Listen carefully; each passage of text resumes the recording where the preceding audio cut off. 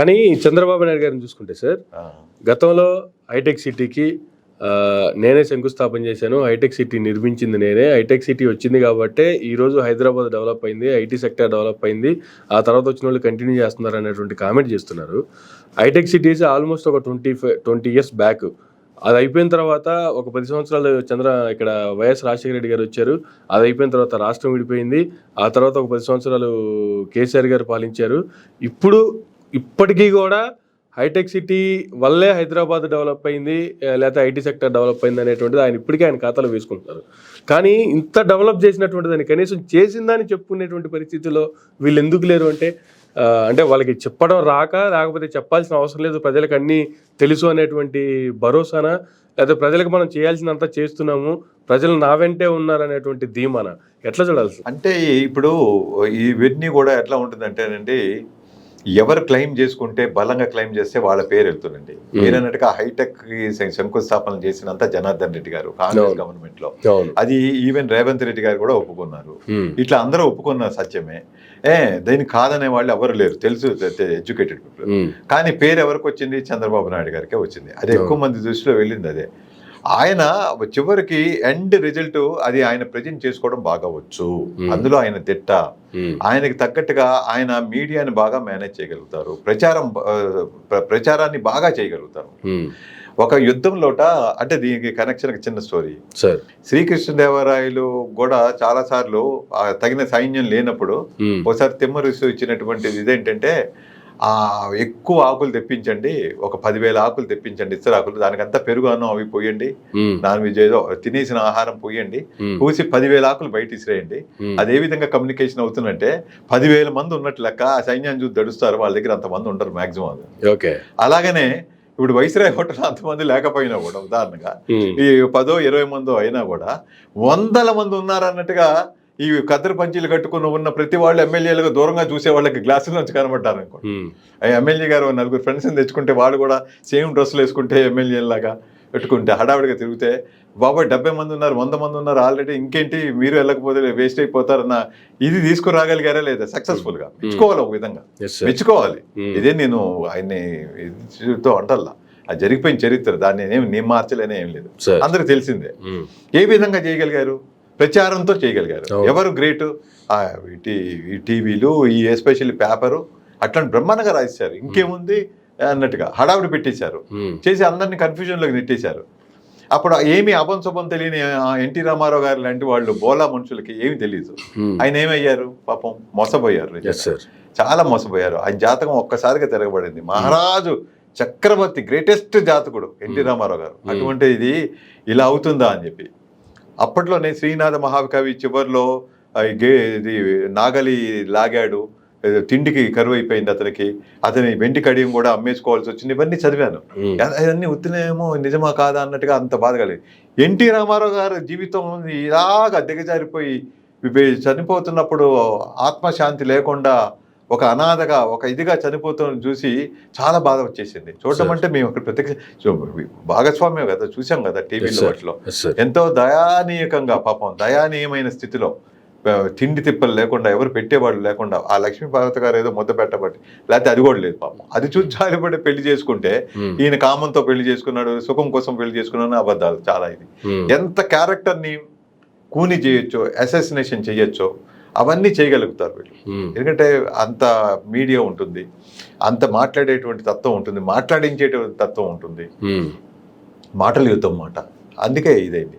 అలాగా ఈ ప్రచారం చేసుకోవడంలో ఈ వైసీపీ వెనకబడింది. నిజంగానే చెప్పడం రాదు. ఎంతసేపు మంచి లీడర్స్ కూడా కొంచెం గబుకని తిట్టడము అట్లా అనుకున్నారు తప్పించే వాళ్ళకి తెలిసింది అదే. కానీ కొంచెం హోంవర్క్ చేసుకుని మాట్లాడదాం, కాస్త రాసుకుని మాట్లాడదాం, ఓన్గా ప్రిపేర్ అవుదాం, నాకు తెలియదా నేను తిరిగినోడిని అని చెప్పి ఎంతసేపు ప్రజలకు అవసరమైంది మాట్లాడుతూ ఉంటే ఖచ్చితంగా ఎక్కుతుందండి.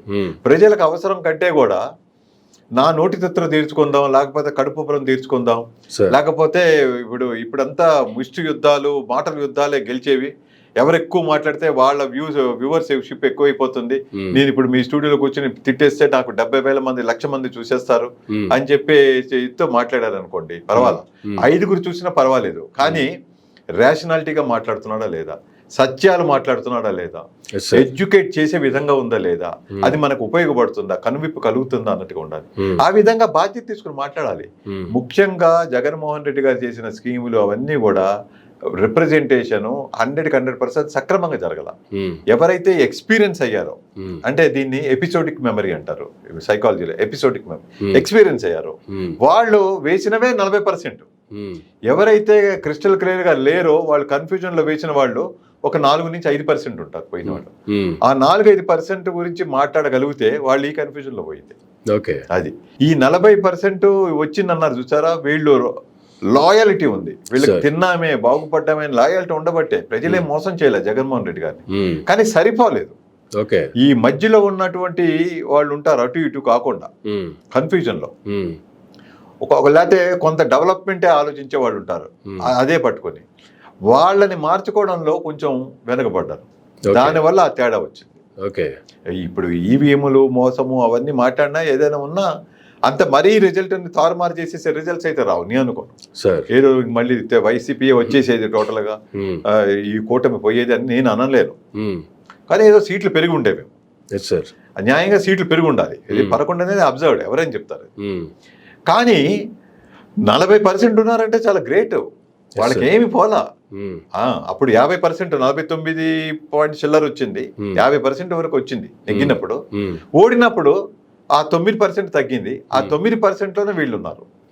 ఆ 9%లోనే నాకు అన్యాయం జరిగింది, ఎంత పని చేసినా నన్ను గుర్తించలేదు, వీళ్ళ వల్ల ఇంట్లో తిట్లు తిన్నా, ఇదే 5 ఏళ్ళు ఇంటికి 5 రూపాయలు పెట్టలేదు, నేను సంపాదించలేకపోయా పార్టీని నమ్ముకొని అన్న కార్యకర్తలు వీళ్ళు నిరాశ నిస్పృహకి గురవడం వల్ల కొంతమందికి ఆ బిజినెస్ పీపుల్కి ఆ బిల్స్ అవి క్లియర్ అవ్వకుండా మన నుంచి మనకి ఇవ్వకుండా ఈ పేద ప్రజలకు దొబ్బి పెడుతున్నాడు ఈయన, అందుకని చెప్పి కార్డు వదిలేసిన వాళ్ళు ఉంటారు. ఆ డిఫరెన్సే అంత పర్సెంటేజ్లో ఉంది. అది వేలల్లో లక్షల్లో ఉంటే చాలుగా పర్సెంటేజ్ వస్తుంది. అది జనరల్ గా జరిగింది. 40% వేసారంటే అంత చల్లా చెదురైపోలేదు. క్యారమ్స్ లో ఒక్కసారి కొడితే పిక్కలన్నీ చల్లా చెదురైపోయినట్టుగా అన్ని కోల్పోలేదు వైసీపీ. కానీ ఖచ్చితంగా గెలిచిపోతాం అని చెప్పి అసలుకు ఎక్కడ ఓటమిని ఒక ఫ్రాక్షన్ ఆఫ్ ఇదిలో డిజిట్ లో కూడా ఊహించినటువంటి జగన్మోహన్ రెడ్డి గారికి, ఆయనకు సంబంధించిన మనుషులకి షాక్ గానే ఉంటుంది. ఎప్పుడు ఊహించని జరిగితే షాకే కదా, ఆ షాక్ లో వాళ్ళు ఉన్నారు. కనుక ఇంకా నేను వాళ్ళు ప్రమోట్ చేసుకోవాలి. వాళ్ళు అవసరానికి మించి వాలంటీర్స్ ని ప్రమోట్ చేశారు. వాలంటీర్స్ ఉండబట్టే కరోనా టైంలో ఇది అందింది అది అందిందంటే ఇక ప్రజా రిప్రజెంటేటివ్స్ ఎందుకు, వాళ్ళు ఏమైపోయారు? ఎమ్మెల్యేలు చిన్న స్థాయి నాయకులు చెమట ఒడిచి డబ్బులు పెట్టుబడి పెట్టి జెండాలు మోసి పనిచేసినటువంటి వాళ్ళకి ఏ పేరు ప్రఖ్యాతలు రాకపోతే ఎట్లా? ఏదో 5,000 కోసం పనిచేశారు వాళ్ళంతా. డోర్ డెలివరీ పీపుల్ అంతే, డెలివరీ మెకానిజం. నాకు పిజ్జా తెచ్చిచ్చిన బాయ్ని నేను కొంచెం మెచ్చుకుంటాను, కరెక్ట్గా టైంకి తెచ్చిచ్చాడు, నా ఆకలి తీర్చాడు, అక్కడ వరకే అతని రోలు. పిజ్జా చేసిన అతను ఎవరనేది నేను మెచ్చుకోవాలి, నాకు టేస్ట్ కావాలంటే. పిజ్జా బ్రహ్మాండంగా చేశాడు, మంచి కాంబినేషన్, అతను వీడు తెచ్చిచ్చాడు, ఆకలి తీర్చాడు, ఇతని రోల్ ఇక్కడ వరకే. కానీ పిజ్జా చేసిన వాడు అంత క్వాలిటీతో చేశాడు, అతను మెచ్చుకోవాలి కదా.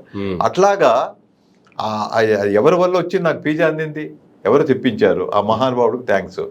ఇట్లా ఇవన్నీ ఆలోచించుకోవాలి. కనుక వాలంటీర్స్ రోల్ ఏంటంటే వాళ్ళు మీడియేటర్స్, అంటే మినిమం ఎడ్యుకేషన్ లెవెల్ వాళ్ళది. పెద్ద వాళ్ళని చాలా గొప్పగా ప్రజెంట్ చేసి వాళ్ళని ఎమ్మెల్యేలకు సబ్స్టిట్యూషన్ గా చేసే ప్రయత్నం అనేదో తెలుసో చేశారో అది పెద్దగా వర్కౌట్ అవ్వలేదని అనిపిస్తోంది. ఏదో కొంతమంది పర్వాలేదు, కానీ కొంతమంది మరి ఏం చేశారో తెలియదు. లేకపోతే ఆ 10,000 రూపాయలు అయినా చంద్రబాబు నాయుడు గారు డిక్లేర్ చేశారని చెప్పి దానికి ఆశించి వాళ్ళు ఏమైనా చేశారో ఏమో, ఇవన్నీ కూడా క్వశ్చనబుల్. 5,000 10,000 అవుతుంది, ఖచ్చితంగా చేస్తారు. పైపెచ్చు జగన్మోహన్ రెడ్డి గారు కూడా 10 సార్లు చెప్పారు, ఏదైతే నేను అమలు చేస్తున్న స్కీమ్స్ ఉన్నాయో ఏ ప్రభుత్వం వచ్చినా చచ్చినట్టు చేయాల్సిందే, వెనక్కి తీసుకోవడానికి లేదు అని చెప్పి.